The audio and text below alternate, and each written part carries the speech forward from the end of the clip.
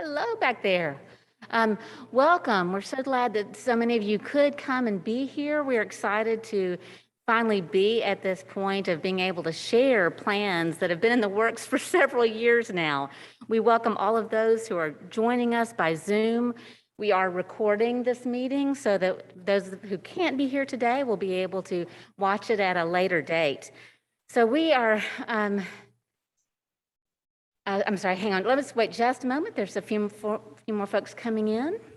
We'll give them a chance to gather.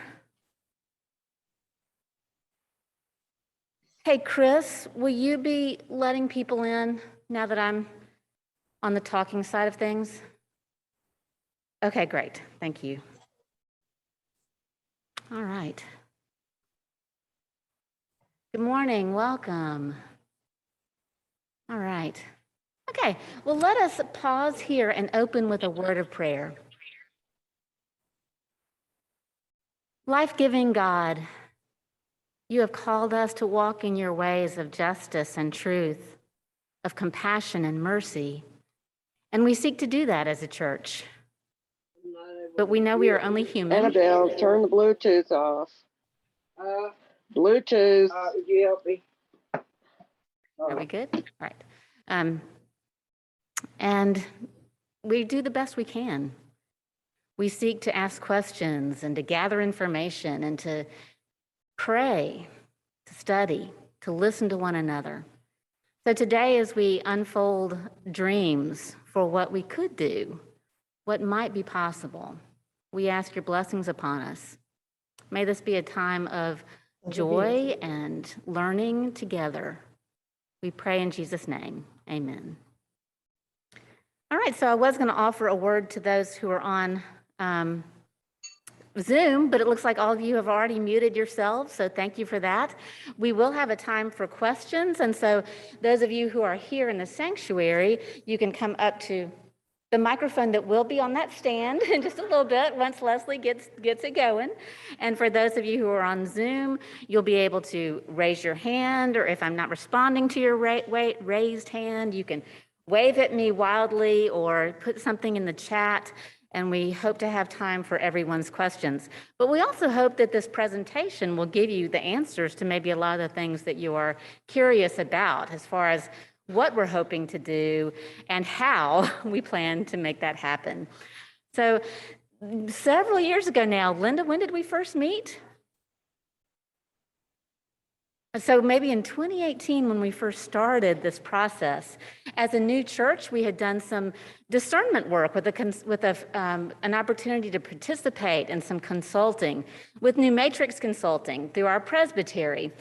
Out of that time of discernment, we came out with two real initiatives. One was to launch the People's Loan Program, which we have done. And while it is kind of in a rebuilding phase right now, we are still hopeful and excited about that program. The other was to think about how we would use the resources with which we have been so richly blessed by the sale of the University Presbyterian Church property. And so this work began in earnest with this Visions Task Force. And this is where we have come through conversations with the congregation, conversations with the different committees, with the different groups that use the church, thinking about what our church really needs to be the church that our community needs. And there's a lot. They came up with several initiatives, which Linda will review here in a moment. But of those, we decided that the first one should be something for our community, not just for us. And so that's why this first initiative will be for our feeding ministry. So Linda, do you want me to go ahead and share? Do you have a word to say before I share the presentation, or do you want me to go ahead with the presentation?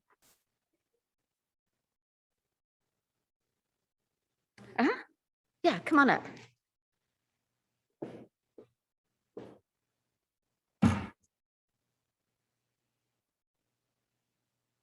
Thanks, Kathy. We summarized all of that information that we gathered from all the committees and all of you and all of those who were with us at that time. And we summarized into 5 goals. And we selected the ones that had to do with the food ministry and the presentation of the the outside of the church as the first two that we could address with the money that was available at that time. We engaged an architect, we engaged a contractor, both of whom have done a lot of work with churches and are used to the way that things work with church changes, which involve committees in our case and lots of kind of steps to hoops to go through. The advantages of what you're going to see, and I know you want to see pictures, and that's what we're here for, but the advantages of it are that it moves our food ministry across the street. People no longer have to cross the street with food or walk across the street or drive across the street in order to serve them. It also offers an advantage that we can move toward client choice food pickup. Instead of just handing people a bag of what we can get that week or what we think they might need. And Jennifer's done a marvelous job of making those healthy food choices as much as we can. But it'd be nice for people to be able to choose some of their own food and to be able to select what their family likes or what suits their needs right then. And it will provide a covered walkway, and it won't destroy our parking out there. We'll have as much parking as we have now. And so it'll be more flexible hours for our volunteers and for our clients that we serve. And I think it offers a great deal of respect for them and respects their right to choose, as well as a great, beautiful new place for them to either shop or pick up their groceries as we can allow client choice. We also have added a raised bed garden. Some of you were really interested in that when we had these conversations, and have connections in the community that will help us to make that happen successfully. It will have a walk-in freezer, a loading dock, some things that we don't have now that will make our food ministry so much easier for our staff and our volunteers, as well as more respectful to our clients. There's also a labyrinth. The architect has done a wonderful job. If you'll see on the pictures, if you took this cross and walked straight across the street in a straight line, you would walk through the middle of the labyrinth. And so it provides a connection between our service to others and and our spiritual development and formation as a community. So I think you'll enjoy seeing the pictures, and I think you'll be pleased with what the architect has done. I would go over the other members of the committee, most of whom are here or on Zoom. Gary Mender, co-chair with me, Diane McGee, Brooke Peterson, Jimmy Powell, Gilly Presley, Bill Shoemaker, Rob Spencer, and Casey Totenhagen, who's on sabbatic, but because of COVID, she's here with us. So there's a blessing that came out of that. And Madeline Hill is going to discuss some of the features about the cost of this at some point. So welcome and enjoy the show. And then we'll have questions. By the way, Bill and Rob have provided some large print plans, and some of them are the most relevant today, are laid out in the library table, and the rest of them you can look at in the conference room.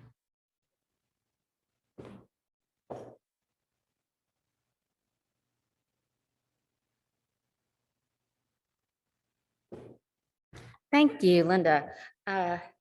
I would also add that Stephen Hobbs and Jayla were on this task force as well. And so we did really seek to have diversity on this task force. Sadly, both of them moved away out of town, so they are no longer on the task force, but we did very intentionally work towards having a diverse group on this task force. I would also say that this is a group that we prayed over when they first began their work. So when we launched this whole endeavor, we gathered them in this sanctuary and prayed over them and on the work before them. All right, so I am going to ask those of you on Zoom to do something that I've not done before, but I understand it's easy to do because I'm going to share a video.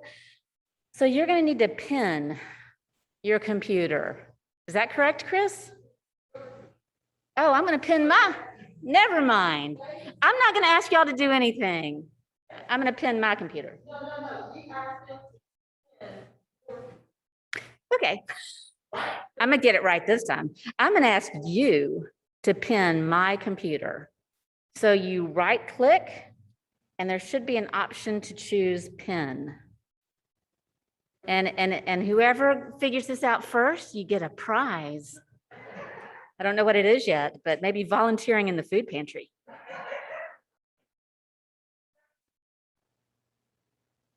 Okay, y'all work on that. And I will, has anybody figured it out yet? No? Anybody?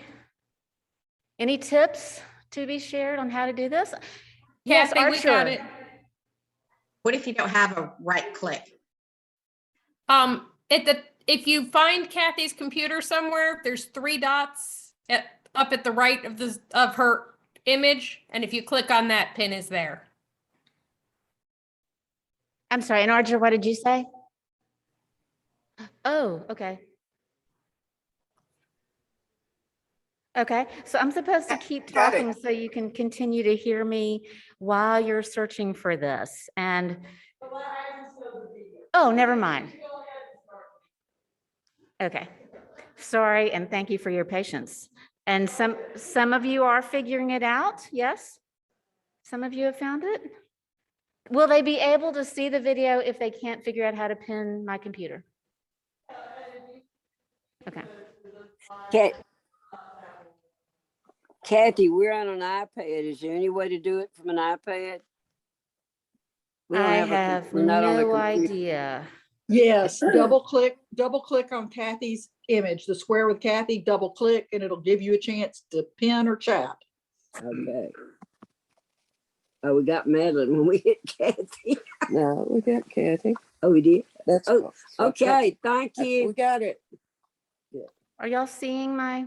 No. We're seeing the presentation. Yes. Okay, so the people at home, oh, okay, we're all seeing it now, yay. So this beautiful presentation from our architects will begin with this fabulous video where we get to like zoom through this new space all around it and outside it. So here we go. Oh, wow. Ooh, garden. Raised bed garden. And we need to remute. If you on Zoom could please mute. Thanks. All right, so this is from the parking lot side. That's an entrance to a restroom that would be accessible right there. And now you're seeing the loading dock with a new van. Does it come with a new van? That would, I know that Jennifer and Sherry would be thrilled about that. I fear for my life when I drive that thing. Now you're on the Hargrove Road side, looking at it from Hargrove. Probably need some fun signage there on the side to show what's happening within this building. As we move around, we'll come around towards the Prince Avenue view of the building.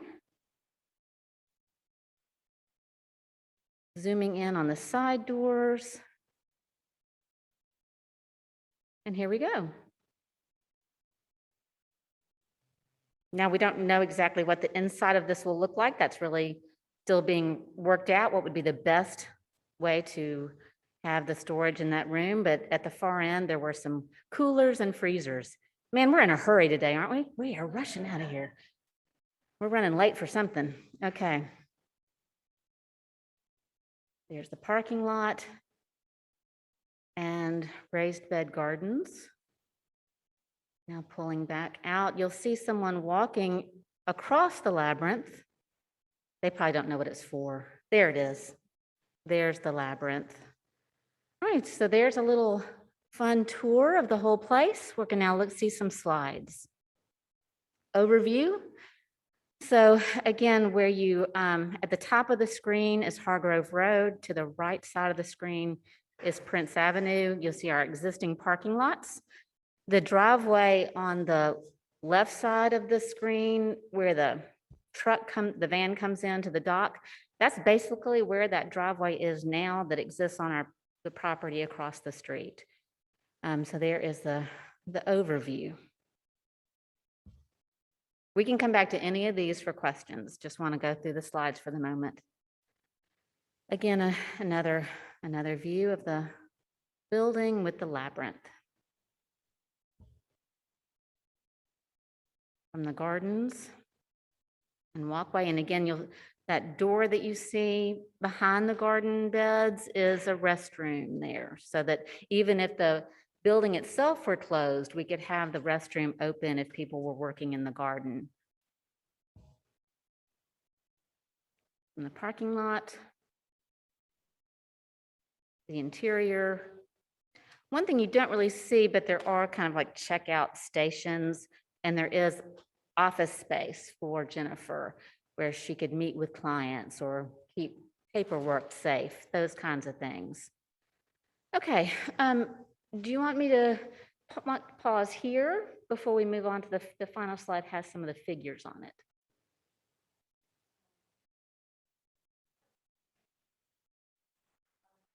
Okay, all right. Okay, all right. So there you see again some initial drawings from our architect and then some figures about costs on this work. Sure. Food Ministries building, $365,000 to $420,000. Food Ministries site work, gardens, landscape, $290,000 to $325,000. And the contractor's fee for services is the cost of the work plus 4 to 5%.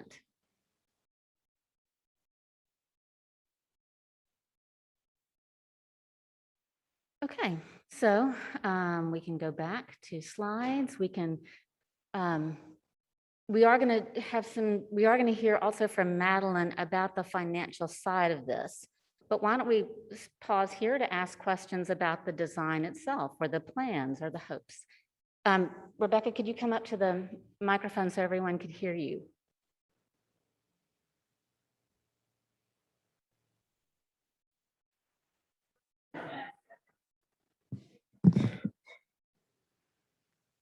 You may have brushed on this when you said we take the cross and go straight out, but are we going just at the chevron or are we taking over? Okay. Does anybody know what I'm talking about? The chevron right here, or are we taking over the house also? Or is it, I mean, is it going over both properties or It just one? it does not extend over both properties. The property that we purchased after becoming Grace, where there was a house, it does not include that property, but we certainly would hope to be able to do more things with that land, whether that's more growing space, whether that could be fruit trees or whatever it could be that could also be a part of this ministry. So this current slide that we're looking at, the alley on the left, is that pretty much that pre-existing alley? Yes. And then our church is on the right. Yeah, Okay. where the green space is on the right, that would actually, you'd see like the concrete stairs and the Okay. wall and that kind of Right, thing. thank you. Yeah, thank you. Archer.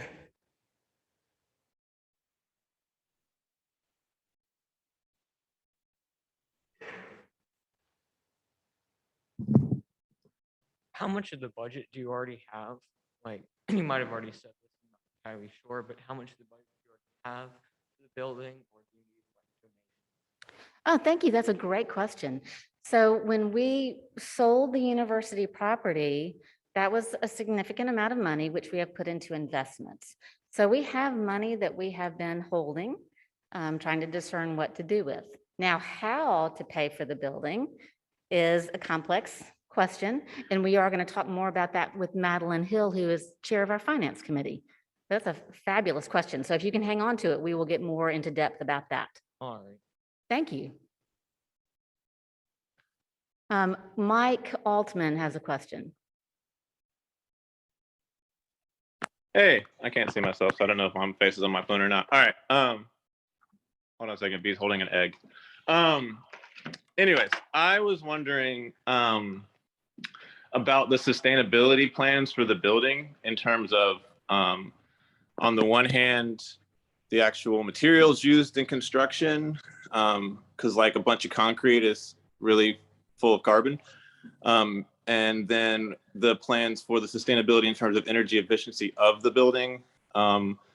And with it being for gardening, like, oh, we have plans for water capture. There's like a massive amount of roofing there. Do we have plans for, you know, the wind, what sort of windows, these sorts of like both the level of construction and then the efficiency, both in terms of water and electricity, of it running the building every year.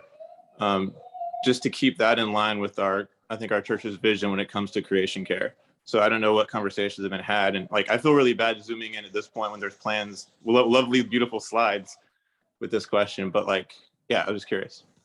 No, those are great questions. Could everybody hear Mike's questions? And your sons were waving to you from the sanctuary, Mike. Yeah, so sustainability, about the materials used, and about the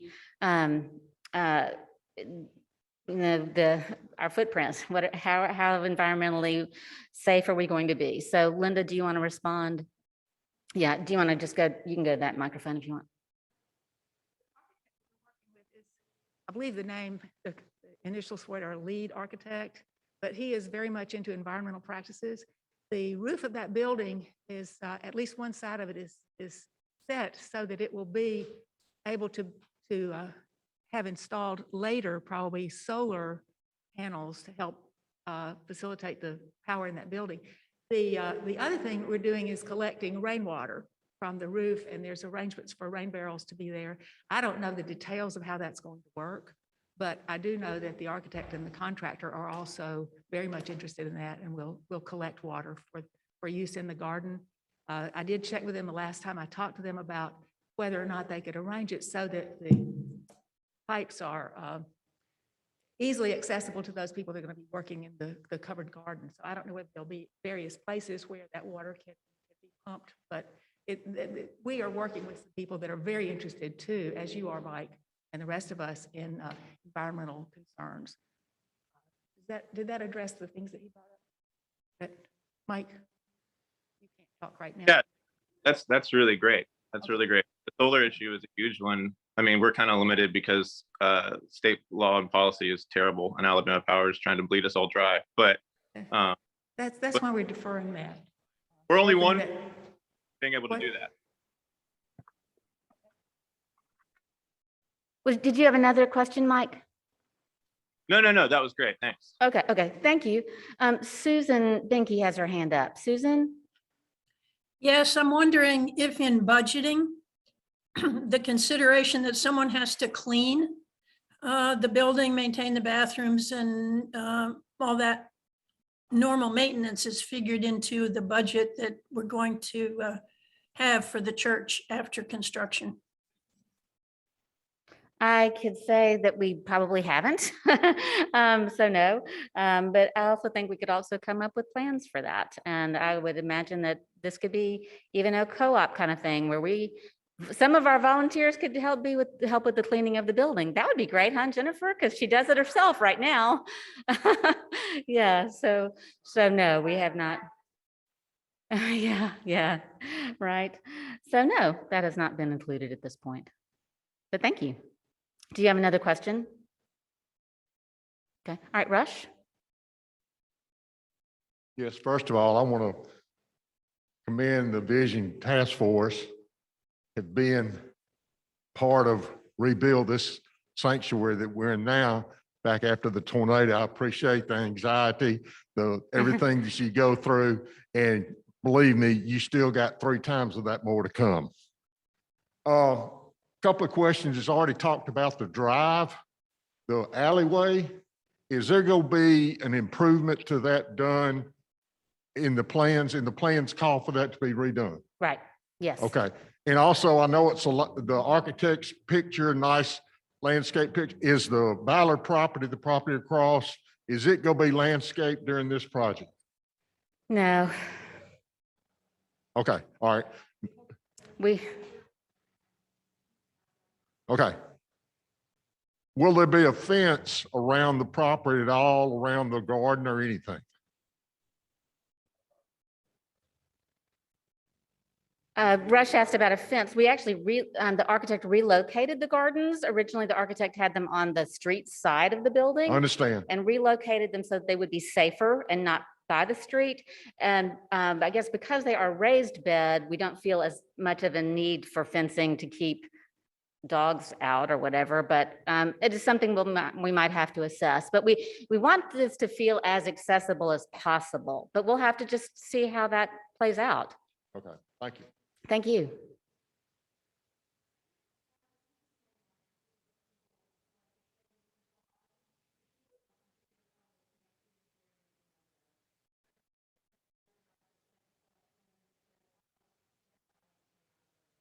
Okay. Okay, the question was about landscaping the Ballard property, and that is not included. That is on your screen. That is where you see some trees there to the left. Oh, maybe you don't see it. Well, on the slide, it had, okay, where you see some trees to the left, that is the Ballard property. That's what we purchased from the Ballards, and it is not included as far as the landscaping. And also there was a question about fencing. At this point, we don't have any plans to put fencing up. What other questions about design? We do realize this is a new and different way of doing our food pantry ministry. It works really well the way it's running, and that's a great thing. And so this is not something where we would just transition from one type of food pantry to another overnight. This is going to take a lot of trial and error. This is going to take some practice sessions even. And it also means that there's going to be some time even just to see what is truly possible as far as being a client choice pantry. But we're very hopeful about what that could be, because it would be the only client choice option around, other than a very minimal one at one church. I think I saw a couple of hands. Yes. Adam, is that you? Archer? Yeah. Okay. Yeah.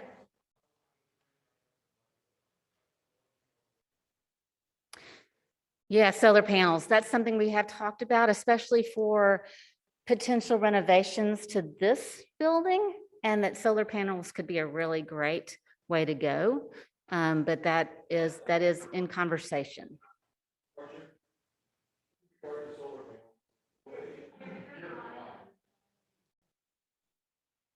Regard to the solar panels, the way our legislature has written policy, it's not very cost effective. We would be penalized by Alabama Power for having panels. I don't know exactly where it all lands, but that's why you don't see solar panels all over Tuscaloosa. If you go to California, you'll see them everywhere.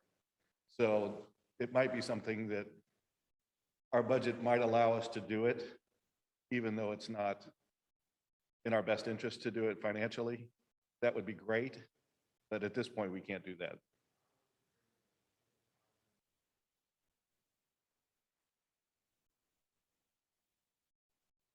Yeah.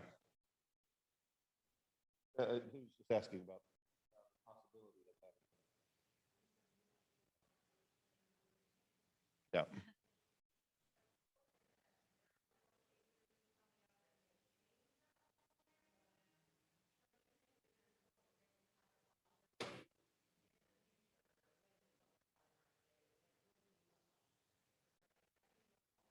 Yeah, I don't know if you caught it, but the way the architect designed the building to be, have the ability to make the maximum efficiency with solar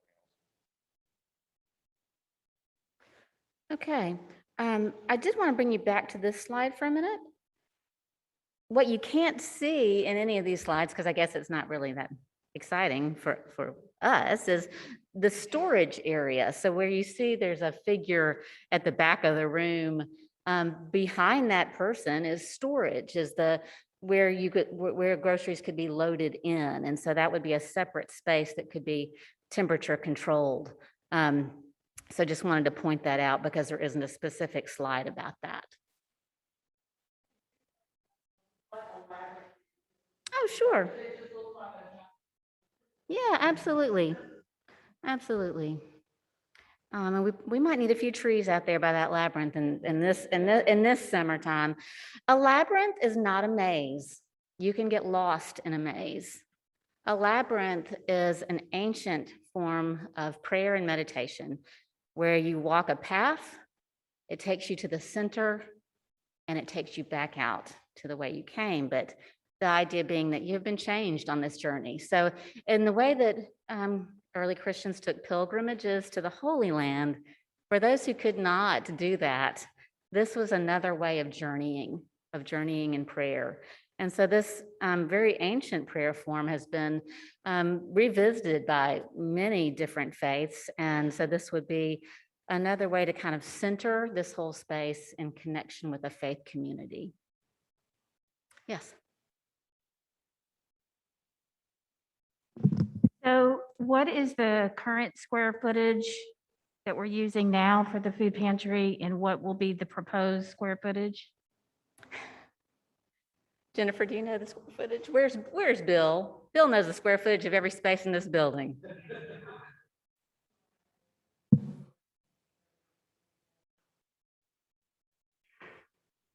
Are we doubling, tripling the space?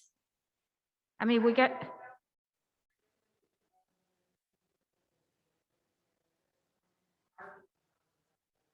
Okay, so we don't know that. Okay, that'd be good to know. And also knowing, like, you know, you had mentioned we don't know what the inside's going to look like yet, except for the fact that we will have the storage in the back, and we'll have an office space for client paperwork and meetings and things like that. And I'm just curious, as for the square footage, if we will still be able to offer some of the other programs that we've had in terms of like helping, you know, clients with taxes or whatever, you know, programs that we have talked about in the past. Is there's going to be space available for other people in the community, like from the law school, to come and help people guide through different things that they might need? I just didn't know if there would be enough space for that kind of opportunity as well. Probably not within the pantry. I would not anticipate, because it's not nearly, you know, it's not like a fellowship hall that's wide open with, and that has been a great part of the food pantry ministry when it wasn't a pandemic. But we certainly can offer those things. During the pandemic, we've set up tents so that there could be COVID vaccinations or signing up for voting rights. We've put tents up and done it outdoors. So we can find ways. And of course, we would also have an entire fellowship hall. I think one idea about having it over across the street, while that seems a little disconnected from our main building, is that it's all actually going to be so much safer for our clients. I can't tell you how terrifying it has been to watch elderly people cross the street. And while our people will help folks back and forth across the street and with children, it has not felt safe. Our traffic guys have done an incredible job of directing cars, but they still are having to go in and out and cross and back and forth. And thanks to Rush and Jim primarily, they keep those cars moving safely. But this really feels like a much safer space to have it all right there. And that is a good segue to my other question, which was looking at this slide that you have up right now. It looks like what we have currently in the back of the church, where we have the handicap drop-off, that it would be kind of nice if the cars went under the shelter as opposed to, so that way in case it is raining. Well, this isn't going to be a drive-through pantry. I understand, but I'm like, if people get dropped off, you know, I was just curious if that's something that we had considered, because it's nice. We've talked a lot about walkways, and it's expensive. This walkway is going to be expensive, but right. Yeah. You need to do it at the microphone. Thank you. We did talk extensively about it, and I work with the elderly and go to a lot of doctor's appointments, and it is really nice to have that. It is really nice to have that covered area, but also I think looking at it practically and looking at it real world, grocery stores don't have drive up, and you know, at some point people have to get out of their car, maybe get wet. It would be a luxury, but I just don't think that that's gonna. And they can get very close. They can get very close to that walkway.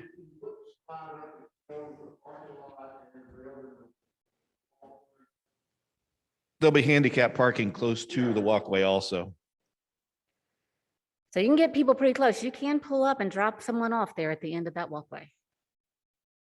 Kathy, what I was thinking about, for some folks that might not know the operations, and I don't want you to get too in depth about it, but speak to the difference between us using the West Alabama Food Bank and what it would cost. You know, what people might have it in their mind that we're buying groceries at retail. I know I didn't realize that we got the food at a discount. Mhm. So if you have anything to say about the operations for somebody that might not be aware of it, that would be a good time. Yeah, so most of our food, but through the donations we receive for our food pantry ministry, Jennifer, Sherry, whoever else can go and do all that heavy lifting, go to the West Alabama Food Bank. Sherry or Jennifer places an order for from what is available there, and that's sometimes not so great, but places an order ahead of time in hopes of being able to get these groceries, and then their purchase is at what, 38 cents a pound? What is it? Come on up.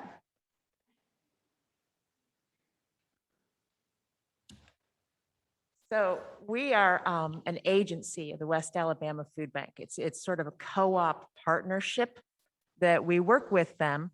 And it's sort of like an agency fee we pay of 18 cents a pound to get our USDA food from them.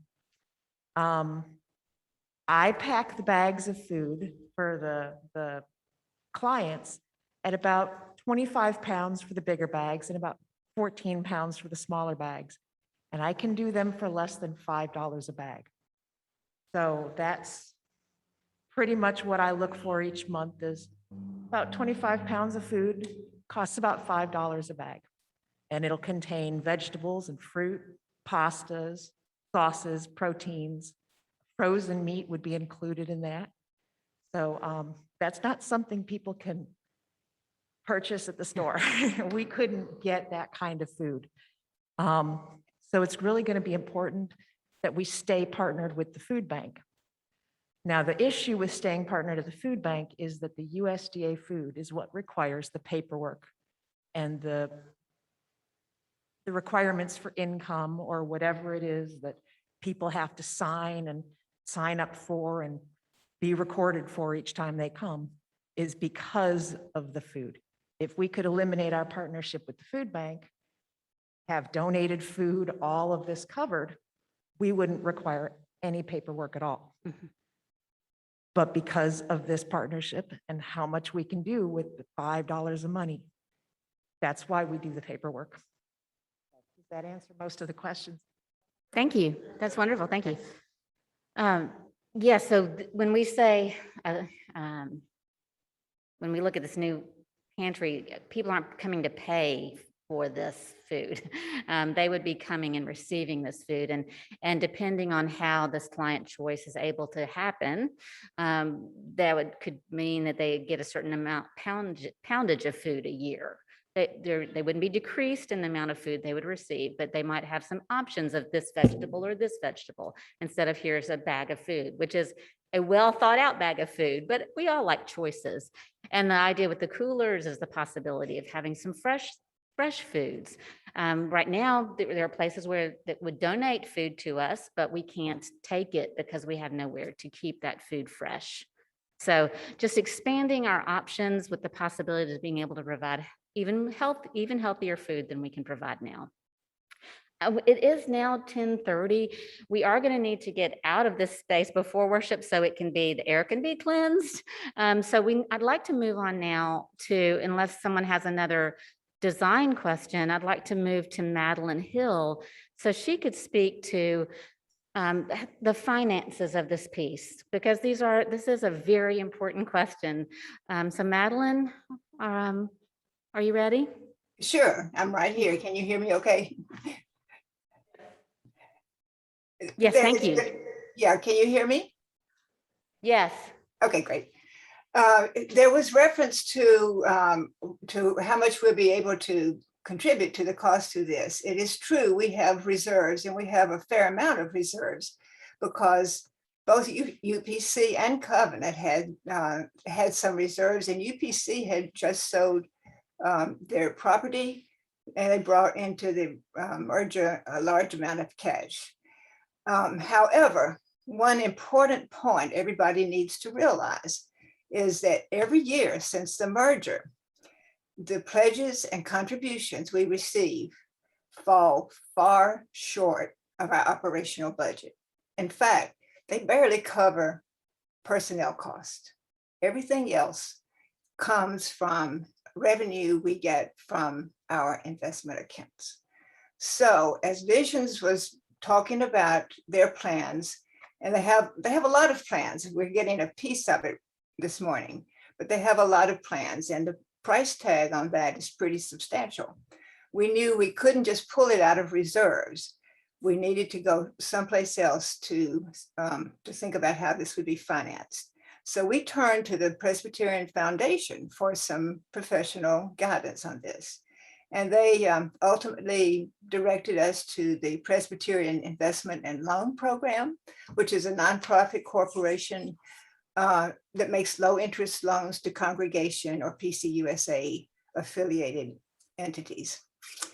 And there we found somebody who was especially helpful. And by the way, this was a service at no cost to us. It didn't cost us anything. But we spent quite a bit of time with them, with our finance committee.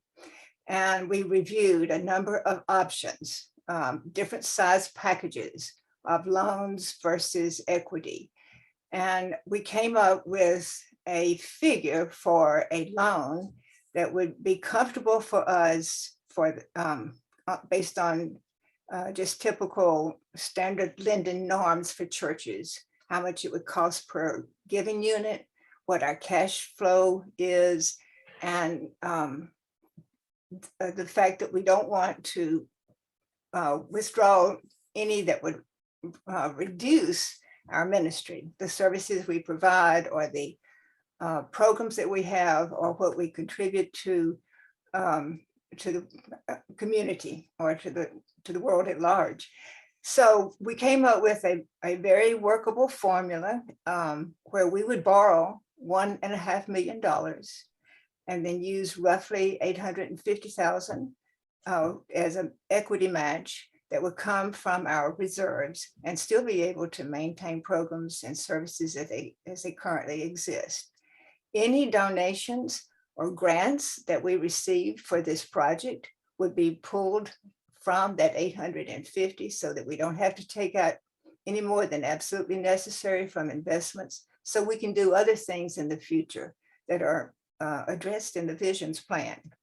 We're really confident we found a very workable approach to maintain and grow our church while we move forward with these Visions plans that will improve the food outreach ministry. And I'll be happy to entertain any questions. Thank you, Madeline. And just to go back a bit, the Finance Committee has worked very diligently on this issue. We even met with a consultant who talked to us about whether we should do a capital campaign. We looked at that and we're like, no, we're not doing that. Then we were able to find out about this free consultant who looked at 3 years of our finances. Is that correct, Right. Madeline?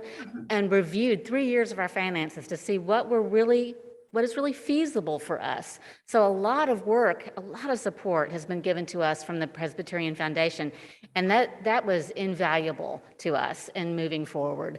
And then to be able to take a loan through the foundation, which is at a very low rate, is just incredible. This is one of the gifts of being a connectional church, is that we aren't alone in this work. So are there questions?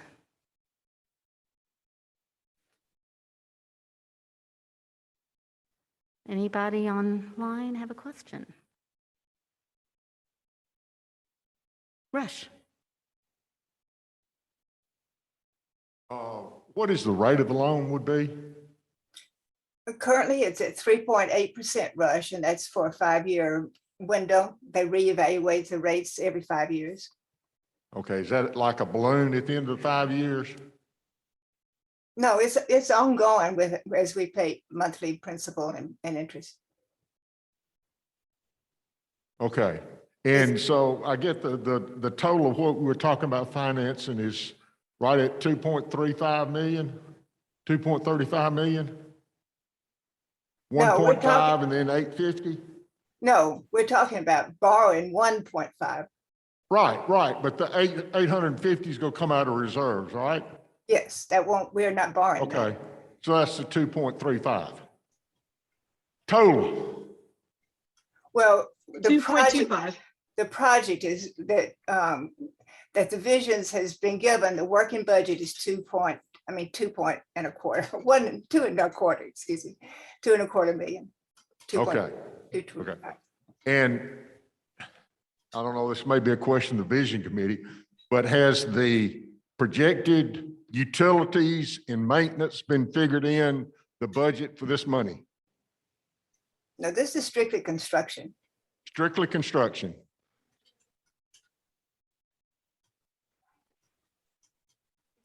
On that slide, you saw a range of numbers like 817 to 860 or 870. And then the range of the cost, the additional cost to the contractors and the architects and other fees that come up and possible overages, you're to figure 20 to 25%. So I figured the high numbers on both of those, 870 and 25%. So there is allowance for some allowance in there for overages and other things. So we do not intend to go over the budget that we're allowed by the Finance Committee. And I'd like to thank the Finance Committee for all the work they've done to help us get a budget and know the range of amount of money that we have. This is definitely, this food pantry is the first piece, and whatever's left out of that budget is what we can spend over here. And that's the way we're figuring it. So we're not counting on any more money. They've done everything they could for us. It doesn't mean that in the next couple of years, we could do more depending on how giving comes in and pledges and so forth. But we're very pleased with what we have now to work with, and we're going to work within that budget. And the folks on Zoom have asked if y'all could say your name when you speak. And so after Rush, we've got Susan and Sandy have questions. Okay, Rush Watson, the loan, the congregation will approve the loan, correct? At a Correct. congregational meeting. Correct. Okay, I just want everybody to understand that. Yep. Yes, absolutely. That's a requirement of the Book of Order, Rush.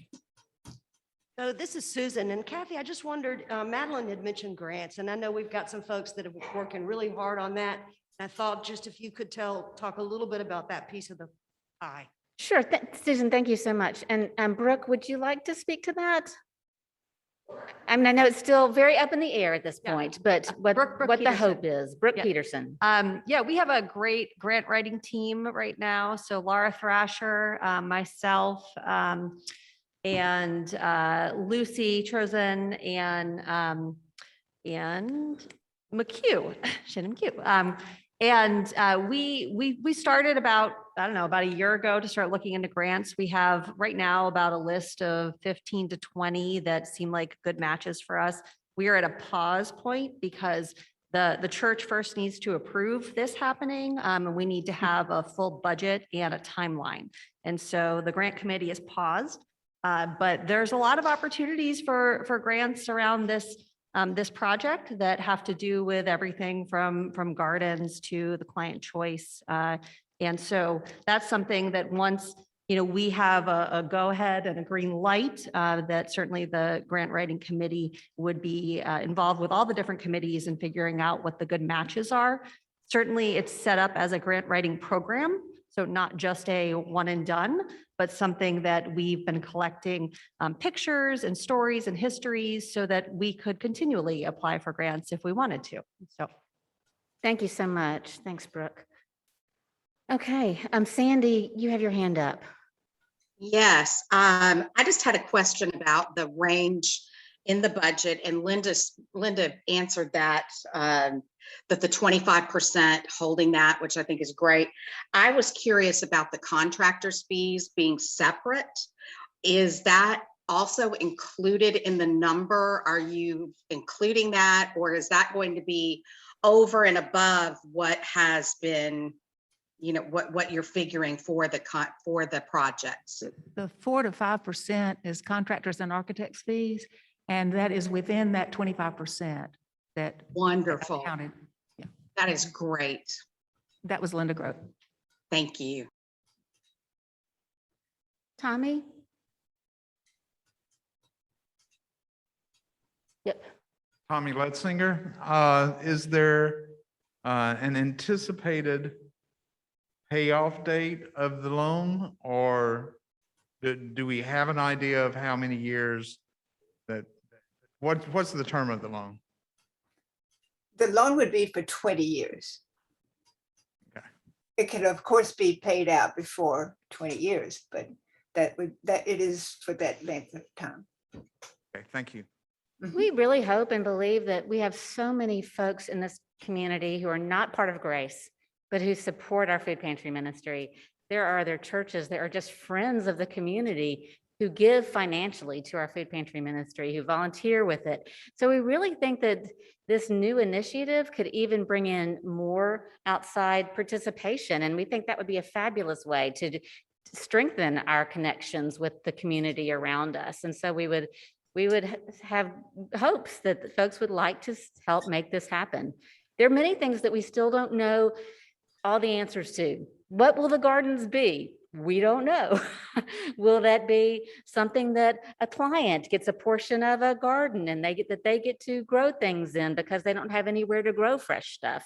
Will we be growing things? Who knows? We just don't know. There are things we still have yet to explore and to figure out. But we're excited about these possibilities. And I think one of the things that was particularly beautiful was in a recent meeting where we were hashing out through some of this stuff, and Jennifer came up with a name for this new venture. And she said, Table of Grace. And we all I think it was just one of those moments where we were like, yes, yes. The hope that this would be a table where everyone feels welcome, where, there will be opportunities to share a meal together, that we can have cooking classes from maybe the wonderful Gary Mender or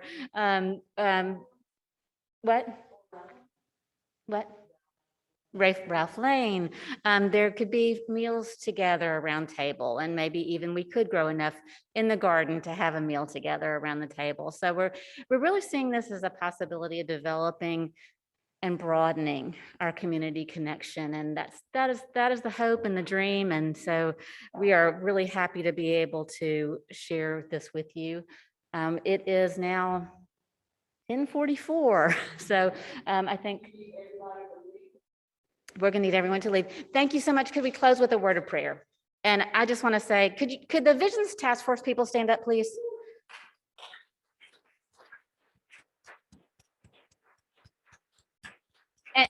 And could we add to them Jennifer and Susan, please?